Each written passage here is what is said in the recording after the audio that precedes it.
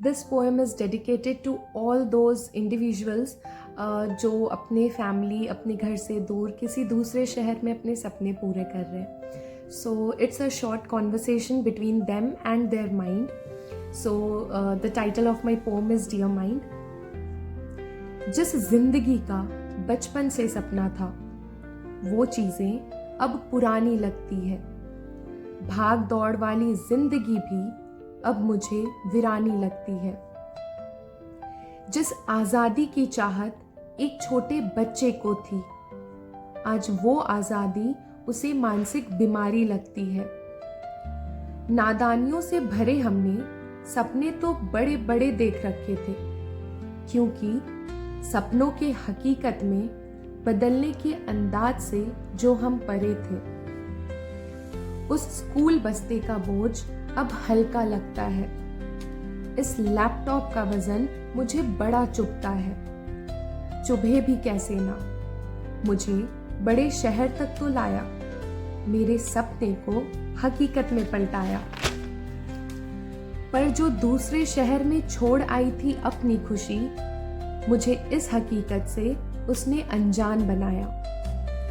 आज जब थककर वापस घर लौटती हूँ, दिन भर की चुनौतियों से लड़कर जब उस घर में एकांत बैठती हूँ, खुद को अकेला पाकर ना जाने ऐसी कितनी बातों को मैं चुपचाप सहती हूँ. और ये सिलसिला थमता नहीं, मेरे सोच का बांध कभी रुकता नहीं. उबकर उन सवालों और शिकायतों से चाय की एक सुकून भरी चुस्की लेती हूँ. दिमाग के अशांत नसों को शांत करती हूँ.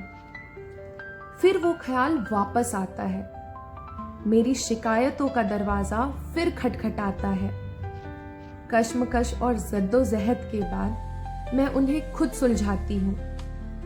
मैं अपने मन को अपने दिल की बात बताती हूँ. ये बातें एक तरफी नहीं होती, हमारी बातें कम नहीं होती. यहाँ हमारी से मतलब है मैं और मेरा मन. कभी सवाल मेरा और जवाब मेरे मन का, कभी जवाब मेरा तो सवाल मन का. जब बातों के अंत में पहुंचती हूँ तो रोने का मन करता है. मेरे हर दर्द को वो खूब समझता है.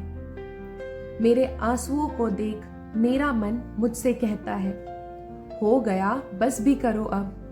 अपने आंसुओं को पोंछो और हिम्मत करो.